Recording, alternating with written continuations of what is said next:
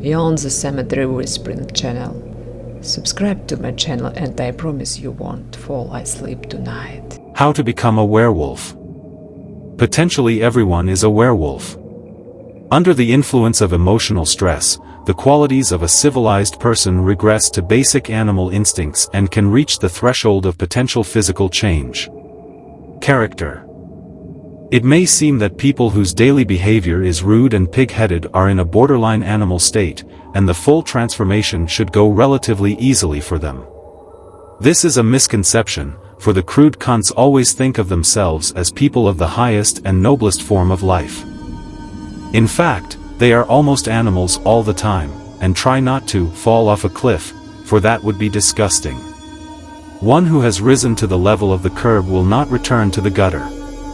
Only the superior man can carry out the metamorphosis. For his ego will allow him to go all the way to the end. He knows that he is prudent and cautious most of his life. Therefore, the transition to the animal state can be accomplished without regret. The evidence for this phenomenon is more than ample. The most refined personalities degrade the most, as soon as the opportunity presents itself.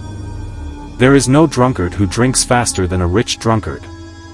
The analogies are endless // drunk as a lord, Dr. Jekyll and Mr. Hyde, Count Dracula, Jack London, etc., in almost every literary work. Play or movie, the lycanthrope in his normal state is portrayed as a person of great warmth, understanding, sensitivity, and intelligence. The three basic emotions of sex, sentimentality, and a sense of wonder can be considered triggers. As will be shown below with an example of a formula that anyone can use to turn from a human being into a beast. Environment. For every one of you has ever wandered into a place where the bad vibes are so strong that it seems as if someone or something is sneaking around in the shadows, watching. Ready to pounce and tear its victim to shreds. Maybe it's an uninhabited house, maybe a deserted path in the woods, maybe an abandoned quarry. In many cases it is already known, in others yet to be learned, that these places have witnessed deaths from unexpected or unnatural causes, or fights, rapes, or other brutality.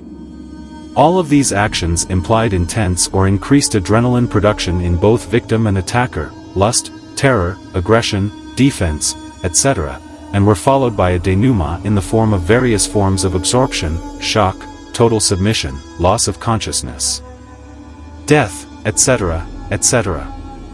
The polarity through which the atmosphere of such a place passed can be compared to an area where large charges of electricity accumulated and successively discharged, chaotically and unpredictably causing ionization of the atmosphere. The initial charge and initial attraction to such an area comes from its spatial and geometrical characteristics. This is similar to the way animals come many miles away to a feeding ground and feed on the remains of their predecessors.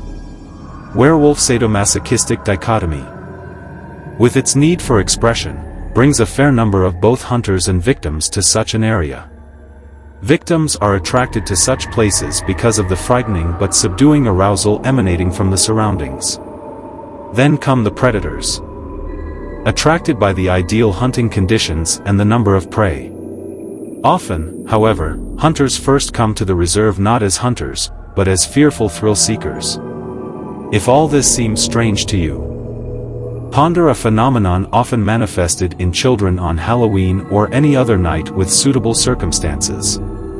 The child purposely wants to be frightened, is frightened, and then wonders how much fun it would be to frighten others, since his own need to be frightened has already been met. He becomes the hunter and the next child becomes his prey. The phenomenon is similar to the well-known psychological phenomenon of the behavior of those who are outwardly frightened of a situation, while at the same time doing everything possible to make it real. Children's Halloween games give us a hint of the role reversal necessary for lycanthropic metamorphosis. In short, it can be summed up this way: show up in an area that you know is mentally traumatic, with the serious intention of being frightened. Allow yourself to be frightened.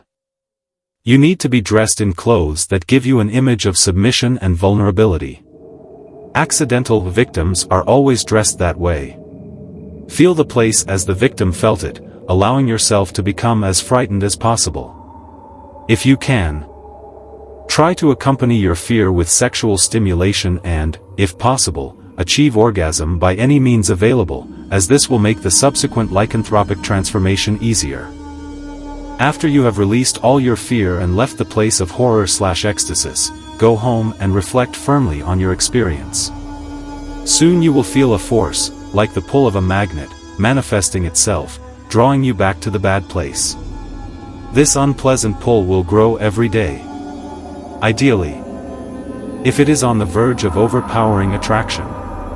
When you feel no longer able to resist the temptation to return to the dangerous place, repeat your first visit as accurately as possible. Through the anticipation and the accumulated anxiety of the past few days, you will find your second experience more penetrating. The quintessential part of what you have done is to perform the ritual of sprinkling energy into a living, breathing environment. This environment, through its constant levying of emotion in favor of its vitality, acts like a vampire, absorbing energy from those who visit it. Wilhelm Reich calls such places Dur, noting the constant orgone starvation or devastating atmosphere. The rarefied atmosphere of such places needs to be filled. All haunted houses and bad places increase their influence by accumulating the energy delivered to them by the disturbance of the people living there and the visitors waiting to return, i.e., the intrusive thoughts of those who have been affected. The second time you visit a chosen place, you may not be able to spend as much time there as you did the first time, because of the increased fear and the corresponding need to experience/exorcise it faster and get away. This is where your preparation for the metamorphosis ends. Unless the second time you discover a fascination with the place and a need to take your fears to new ecstatic heights. In that case, you are either not frightened enough, or your chances of changing roles are very slim. In other words, before you become a hunter, you must first get excited and then exorcise the need to be a victim. If you have entered into a taste for the role of victim, it is a wise decision to proceed further with all possible precautions. Your desire to be frightened and the resulting manifestations may involve you in a situation in which you may be seriously hurt or killed. If, however, you are able to cope with your need for fear and get rid of it, proceed with the next step. Metamorphose. Dress appropriately for the change that is about to take place. The legends of the berserkers, dressed in the skins of wolves and bears, take on a practical meaning in the light of the importance of costume in the ritual. Dress in the most stereotypical and banal, as the second skin you put on is an important element of the mysterious transformation. This is an example of hermetic or sympathetic magic, both above and below. If you wear a wolf mask or beast skin, it is preferable that it be faux, as you can better connect the facsimile of the chosen animal with your own personality, while taking the known attributes of the species represented. The hide or mask will serve as a catalyst, a tracing of who you will become by merging with it. Enter a bad place with eager anticipation. As you approach the areas where you previously felt the most fear, allow yourself to be possessed by the thought of how afraid others would be if they experienced the same fear you did, plus the added terror of encountering an unfamiliar and grotesque creature. In short, now it's your turn to multiply the terrifying qualities of the place. The scene is ready and all the necessary components are activated. You've experienced intense fear, now it's your turn to show wild fearlessness in animal form. Allow yourself to move clumsily, at times almost falling on all fours. Children are very successful at imitating animals. Remember, no doubt you crawled on all fours with a cat or dog as a child. Have you ever thought about your involvement? Take in the air with your nostrils. Feel the air and the smells of what's around you. If there are trees nearby, get close to them, touch them, scrape them, climb on them and shake them. Do whatever you can to resemble an animal. If you are in a building, pee on the wall or on the floor. Remember, wild animals are not domesticated to live in houses. Grunt, growl, roar, bellow, snap, make all the sounds you want. As you become more and more imbued with the feeling of being an animal, you will actually feel some parts of your body behaving alien to human anatomy. Your legs will become hind legs, your hands will become front paws with claws, eager to claw at the nearest thing. Your facial expression will change. Your facial muscles will tense into animal grimaces. All your senses will be heightened. You will feel the need to urinate more often. You will be more and more attracted to the moon, especially the full moon. Indoors you will feel the urge to look behind objects, to explore what is in the cracks and under the floor. You will feel the desire to penetrate into closed spaces, using your head and body to do so. If you feel sexual desire, it will manifest itself greedily, and the nature of your transformation will complement the attraction of a person who under normal circumstances would not have seemed sexually attractive to you. An impulsive desire to attack will arise. But your higher mind must intervene, not allowing it to spill out, but at the same time giving you the impetus to free yourself. This is the stage of transformation where self-control is necessary. Unless you are a partner in the game who participates as a victim and realizes himself in that role. If not, an appropriate sexual release must be achieved without attacking the victim.